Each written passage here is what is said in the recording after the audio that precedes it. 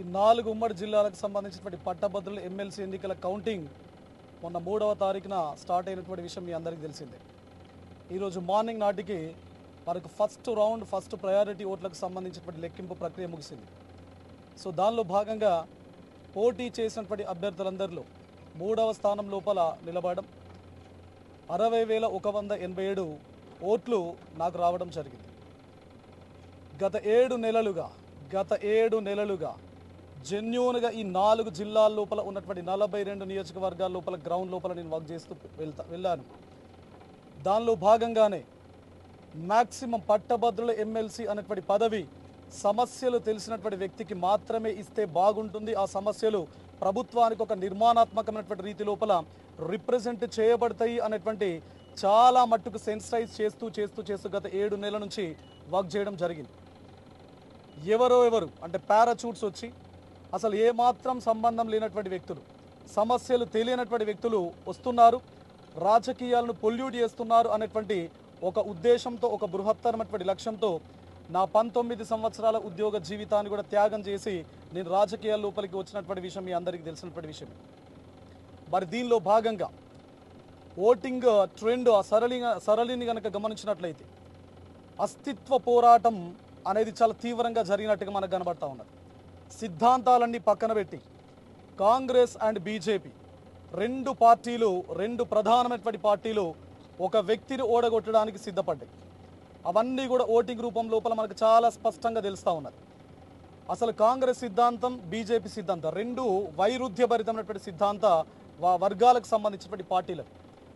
అలాంటిది 1-2 వేసినటువంటి నేపథ్యం చాలా బ్యాలెట్ పేపర్స్ లోపల రిఫ్లెక్ట్ కావడం జరిగింది. అంటే ప్రసన్న హరికృష్ణ అనేటువంటి వ్యక్తి ఒకడుంటే వాడు గెలిస్తే రేపు మరొక 10 మందిని తయారు చేస్తాడు, బహుజనులు ముందుకొస్తారు అనేటువంటి ఏకైక లక్ష్యంతో సిద్ధాంతాలను పక్కన పెట్టి పార్టీలు ఏకమైనటువంటి పరిస్థితి మీ అందరు కూడా చూస్తూ ఉన్నారు. సో తెలంగాణ రాష్ట్ర సమాజానికి నా వైపు నుంచి విజ్ఞప్తి చేస్తూ ఉన్నాం, తప్పనిసరిగా ఫైట్ ఆపడం జరగదు. ఈ 4 జిల్లాల పట్టభద్రులు ఎవరైతే ఉన్నారో నాపైన నమ్మకం ఉంచి, నాపైన విశ్వాసం ఉంచి గత 7 నెలల నుంచి నా కోసం పనిచేయడం జరిగింది.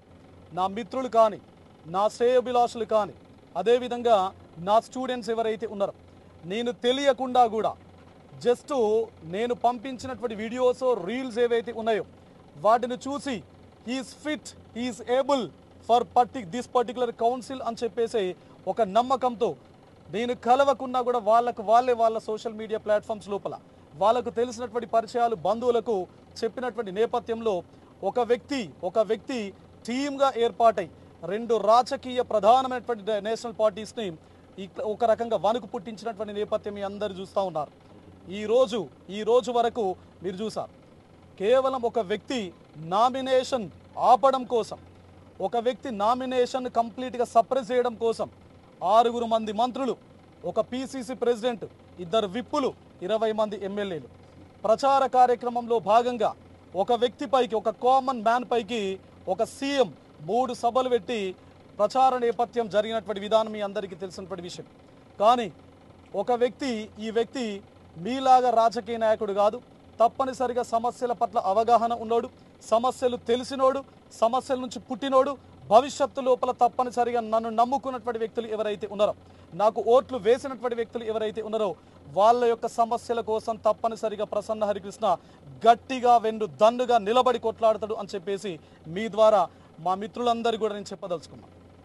అదే కోణం లోపల నా కోసం 7 నెలలుగా నిర్విరామంగా, నిరంతరాయంగా ఎక్కడ కూడా శక్తి వంచన లేకుండా, ఫ్యామిలీస్ కూడా పాపం దూరమై ఎక్కడెక్కడో పనిచేస్తూ తిండి తిప్పలు లేకుండా 7 నెలల నుంచి పనిచేస్తున్నటువంటి టీం ప్రసన్న హరికృష్ణ మిత్రులు, శ్రేయోభిలాషులు ఎవరైతే ఉన్నారో వాళ్ళందరికీ కూడా శిరస్సు వంచి నమస్కారాలు తెలియజేస్తూ ఉన్నాం.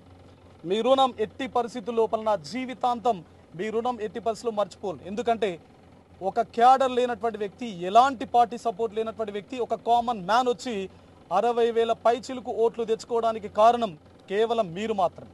కాబట్టి మీ రుణం జీవితాంతం ప్రసన్న హరికృష్ణ ఎట్టి పరిస్థితి లోపల మర్చిపోడు. అండ్ ప్రసన్న హరికృష్ణ ఒక్కడు కాదు అని చెప్పేసి మీరందరూ కూడా నిరూపించేటువంటి ప్రయత్నం మీ ఓట్ల ద్వారా చెప్పారు. అదేవిధంగా ప్రసన్న హరికృష్ణ మీకు రేపు భవిష్యత్తు లోపల ఏ సమస్య ఉన్నా కూడా మీకు వెన్ను దన్నుగా నిలబడతాడు, మీ ముందే నిలబడి ఉంటాడు అని చెప్పేసి మీడియా మిత్రుల ద్వారా నాకు సహాయ సహకారాలు అందించినటువంటి, నాకు ఓట్లు వేసినటువంటి ప్రతి ఒక్క ఓటర్కి, ప్రతి ఒక్క పట్టభద్రునికి నేను మనవి చేస్తా ఉన్నా. అదేవిధంగా రాజకీయాలు డబ్బులమై అయినటువంటి సందర్భం లోపల నేను రాజకీయాల లోపలికి వచ్చినటువంటి నేపథ్యం వేరు. ఒక రూపాయి కూడా పంచకుండా, అంటే ఎలక్షన్స్ లోపల ఓటరుకు ఒక రూపాయి పంచకుండా, సభలు సమావేశాలకు ఒక రూపాయి ఖర్చు లేకుండా, రూపాయి జేబులో ఇవ్వకుండా నేను కొన్ని వందల సభలు సమావేశాలు నిర్వహించడం జరిగింది. ఒక రూపాయి ఓటర్కి ఇవ్వకుండా 60,000 పైచిలకు ఓట్లను నేను తీసుకొచ్చుకోవడం జరిగింది. మరి ఇలాంటి రాజకీయాలు ఉండాలి అని చెప్పేసి నేను త్యాగం చేసి ఈ రాజకీయాల లోపలికి వచ్చాను. మరి ఏ విధంగా మీరు చూసారు, 1000, 2000, 3000 పంచినటువంటి నేపథ్యం మీ అందరికీ గుర్తెరిగింది. అనేక రకాల ప్రలోభాలకు గురి చేసినటువంటి పరిస్థితులు మీరందరూ, అంటే పోలింగ్ బూత్ ముందే, ఎంత దౌర్భాగ్యకరమైనటువంటి విషయం, ఎంత దారుణమైనటువంటి విషయం, పోలింగ్ బూత్ ముందే 1500, 2000 జేబులో పెట్టి పంపించినటువంటి నేపథ్యం మీ అందరికీ తెలిసిందే.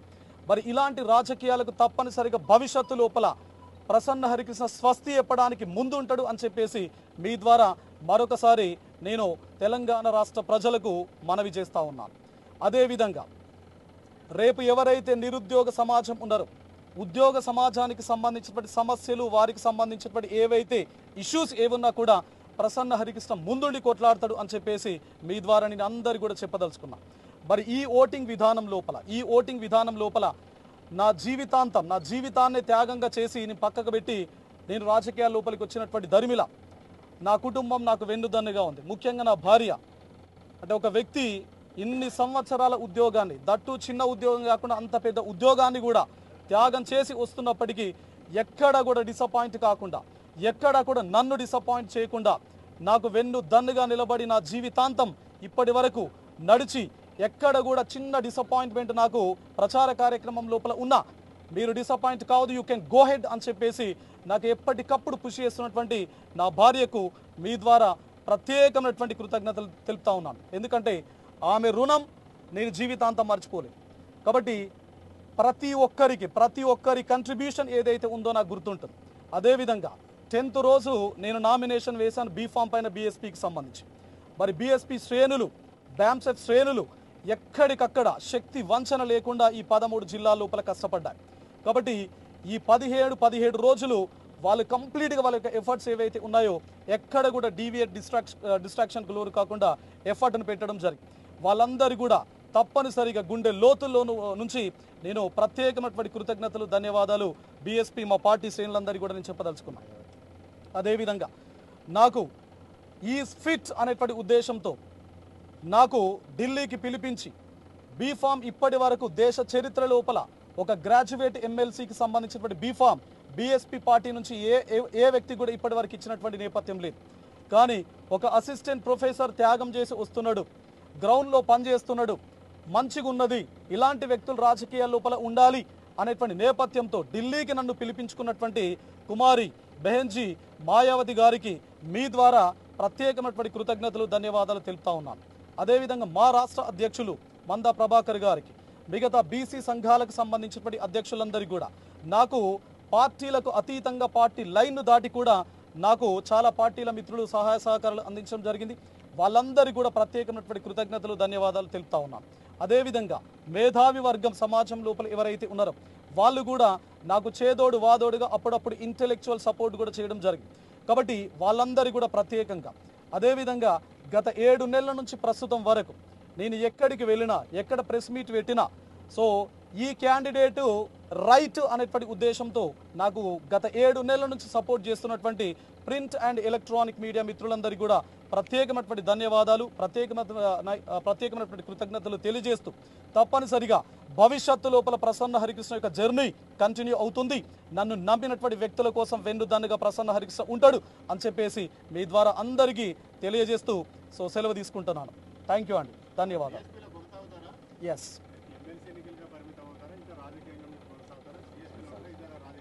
ఆల్రెడీ మిత్రుడు అడిగినటువంటి దానికే నేను కొనసాగుతున్నాను అంటే రాజకీయాల లోపల ఉన్నట్టే కదా.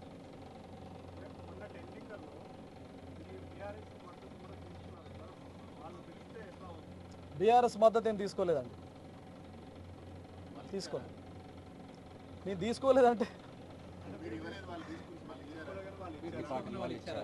నేను గతంలోనూ చాలా టీవీ డిబేట్స్లో కూడా చెప్పాను, మీ మీడియా ముఖంగా కూడా చెప్పాను. పార్టీలకు అతీతంగా ఈరోజు కాంగ్రెస్ పార్టీ వాళ్ళు సపోర్ట్ చేశారు, బీఆర్ఎస్ వాళ్ళు సపోర్ట్ చేశారు. నాకైతే ప్రత్యక్షంగా అయితే మెసేజ్ ఏం పెట్టలేదండి.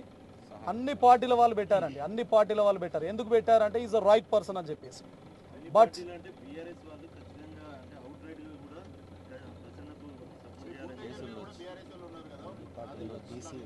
అందరూ చేశారు. అంటే బీఆర్ఎస్ పార్టీ వాళ్ళ క్యాండిడేట్ను ఫీల్డ్ చేయలేదు కాబట్టి వాళ్ళు చేసి ఉండొచ్చు. బట్ మిగతా పార్టీల క్యాండిడేట్స్ ఉన్నారు కాబట్టి అవుట్ రైట్గా చేయలేదు ముందుకు వచ్చి.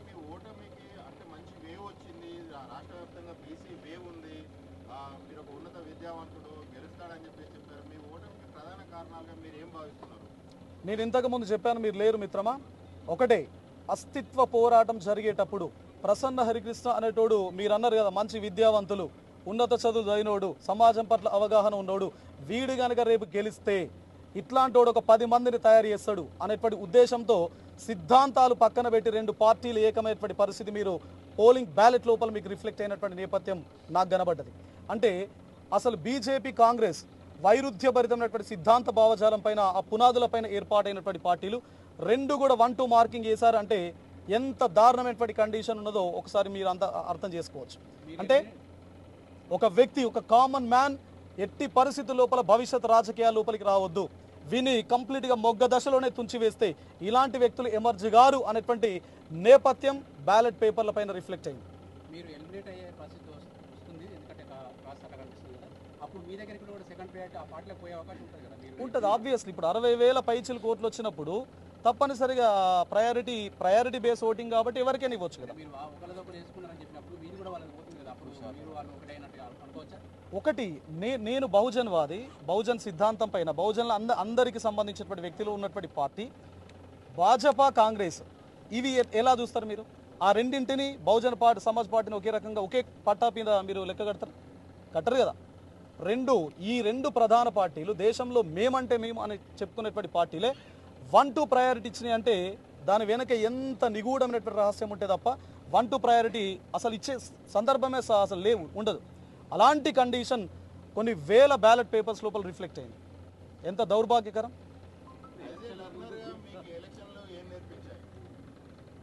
యాజ్ ఎ లర్నర్గా పోల్ మేనేజ్మెంట్, ఎందుకంటే ఒక వ్యక్తి ఒక చిన్న అసెంబ్లీ సెగ్మెంట్ అయితే మనకు ఒక 5-6 మండలాలు 7-8 మండలాలు ఉంటాయి. మాకున్నటువంటి టీంను ఎక్కడెక్కడ డిప్లాయ్ చేయాలో అక్కడెక్కడ డిప్లాయ్ చేయొచ్చు, మంచి అవుట్పుట్ని ఇచ్చేటువంటి అవకాశం ఉంటుంది. బట్ 42 నియోజకవర్గాలు 4,642 గ్రామాల లోపల, సో 271 మండలాలకు సంబంధించినటువంటి 499 పోలింగ్ బూత్స్ లోపల మేము మ్యాక్సిమం మన వైపు నుంచి డిప్లాయ్ చేసే ప్రయత్నం చేశాం. అయినప్పటికీ డబ్బులు పంచకుండా, డబ్బులు ఖర్చు పెట్టకుండా, ఒక చుక్క మద్యం పంపిణీ చేయకుండా, ఒక రూపాయి పంపిణీ చేయకుండా రాజకీయాల లోపలికి వచ్చినాం కాబట్టి సో ఇది మ్యాక్సిమం మేము మా వంతు ప్రయత్నం జరిగింది. అయినప్పటికీ కొంత పోల్ మేనేజ్మెంట్ లోపల మాకు కొంత లోటుపాట్లు కనబడ్డాయి. తప్పనిసరిగా నెక్స్ట్ ఎలక్షన్స్ లోపల దే విల్ బి ఓవర్కమ్డ్.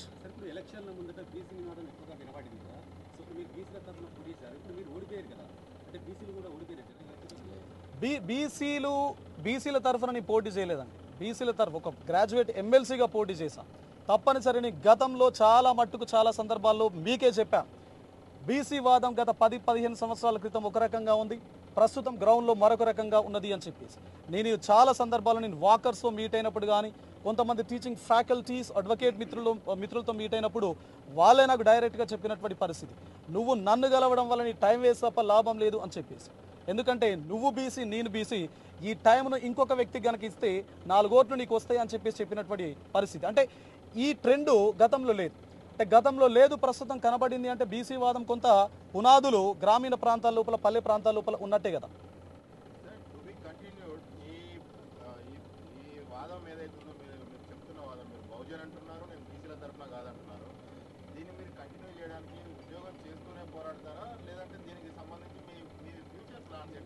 నేను ఉద్యోగం ఆల్రెడీ రిజైన్ చేశాను మిత్రమా.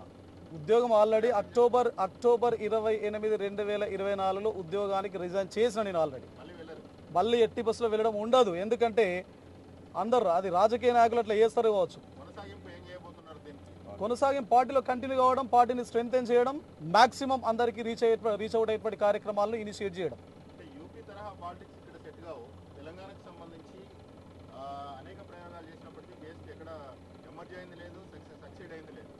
ఇక్కడ ఈ లోకల్ పాలిటిక్స్కు ఉద్దేశించి మీరు మీ వ్యూహం కానీ మీ ప్రణాళికలు కానీ ఏమైనా ఉన్నాయా మీకు? దీన్ని కంటిన్యూ ఒకటి ప్రవీణ్ లాంటి వాళ్ళే చేయలేకపోయారు. ఆర్ఎస్ ప్రవీణ్ లాంటి వాళ్ళు ఒక సమర్థవంతమైన యంత్రాంగాన్ని పెట్టుకొని ఇక్కడికి వచ్చిన వ్యక్తి తను నిలబడలేక బీఆర్ఎస్లోకి వెళ్ళిపోయాడు. మీకు మీ ధీమా ఏంటి? ఇప్పుడు ఒక రాష్ట్రంలో పక్క రాష్ట్రం కర్ణాటక పాలిటిక్సే మన దగ్గర వర్కౌట్ కావు, ఏపీ పాలిటిక్స్ కూడా మన దగ్గర వర్కౌట్ కావు. ఇలాంటి కాంటెక్స్ లోపల నార్దర్న్ పాలిటిక్స్, సదర్న్ పాలిటిక్స్, ఒక్కొక్క స్టేట్ పాలిటిక్స్ ఒక్కొక్క రకంగా ఉంటాయి. బట్ నేను జాయిన్ అయింది 10th రోజు కాబట్టి 10th రోజు జాయిన్ అయినప్పటి నుంచి ఆల్మోస్ట్ ఈ రోజు నాటికి ఎలక్షన్స్ ప్రాసెస్లో ఉన్నాను, కౌంటింగ్ ప్రాసెస్లో ఉన్నాను. తప్పనిసరిగా బహుజన్ కాన్సెప్ట్ ఏదైతే ఉందో BCs comes under Bahujan concept. అది కొత్త సామాజిక వర్గం కాదు కదా. కాబట్టి అందరూ కూడా అన్ని వర్గాలకు సంబంధించి వ్యక్తులు బహుజన్ కాన్సెప్ట్లో భాగమే కాబట్టి దానిపైన తప్పనిసరిగా ఒక కన్స్ట్రక్టివ్ ఓరియంటేషన్ లోపల వర్కౌట్ చేస్తాం. Will go heads with a positive environment and positive vibe. ఈ ఓటు నమోదు ప్రక్రియ ప్రైవేట్ వాళ్ళు చేసేట్లా చాలామంది చేసారు, ప్రభుత్వం నుండి తక్కువ అయిందని అట్లా ప్రభుత్వం చేయలేదు కదండి. ప్రభుత్వం ఎలాంటి ఇనిషియేటివ్స్ తీసుకోలేదు. అసలు ఒక ఓటే నమోదు చేయనటువంటి అంజిరెడ్డి గారు ఈరోజు లీడ్లో ఉన్నారు. ఒక ఓటే నమోదు చేయలేదు వారు. చెల్లెని ఓట్ల ప్రభావం ఉంటుంది, ఆబ్వియస్గా ఉంటుంది కదా. ఇప్పుడు 2019లో 1,15,000 ఓట్లు పోల్ అవుతే సుమారు 9,700 10,000 ఓట్లు చెల్లని ఓట్లుగా ఉన్నాయి. 1,05,000 నెట్ ఫిగర్గా ఉంది. మొన్న మల్లన్న ఎలక్షన్స్ లోపల ఆల్మోస్ట్ 26,000 ప్లస్ చెల్లని ఓట్లు ఉన్నాయి. అంటే అంత ఎక్కువ మొత్తంలో చెల్లని ఓట్లు ఉన్నాయి అంటే అది తప్పనిసరిగా ఇప్పుడు నాకు సెకండ్ ప్రయారిటీకి సెకండ్ వ్యక్తికి మధ్య ఉన్నటువంటి లీడ్ 9,600 అంటే ఒక 26,000 27,000 చెల్లని ఓట్లు ఉన్నాయనంటే అందులో చాలామంది నష్టపోయే అవకాశం ఉంది కదా. ఫలితాలు కంప్లీట్గా తారుమారయ్యేటువంటి అవకాశం ఉంటుంది. మల్లన్న ప్రచారానికి ఎప్పుడు రాలేదండి. లేదు, వాళ్ళొక మీటింగ్ పెట్టారు. ఆ మీటింగ్కు నేను వెళ్ళాను. అది ప్రచారం కాదు, వాళ్ళు పెట్టుకున్నటువంటి మీటింగు. ఆ మీటింగ్కు నేను వెళ్ళి వాయిస్ ఇచ్చాను అంతే. కాదు బీసీ ఎవరైనా సపోర్టే. మల్క కుమరయ్య గారికి సపోర్ట్ చేశారు, వాళ్ళు పూల రవీందర్ గారికి సపోర్ట్ చేశారు, నాకు కూడా చేశారు.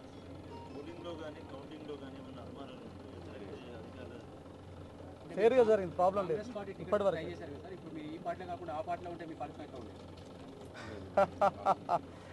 అట్లాంటి ఏం లేదండి. ఫలితాలు ఇప్పుడు నేను ఒంటరిగా పోరాటం చేస్తాను, ఒక టీమ్గా పోరాటం చేస్తాం. ఒక టీమ్గా పోరాటం చేస్తే ఫలితం ఏ విధంగా ఉందో మీకు అర్థమైంది. లేదు ఒక స్ట్రాంగ్ రూలింగ్ లేకపోతే అపోజిషన్ ఉంటే ఎట్లా ఉంటుందో మీకు అర్థమవుతుంది.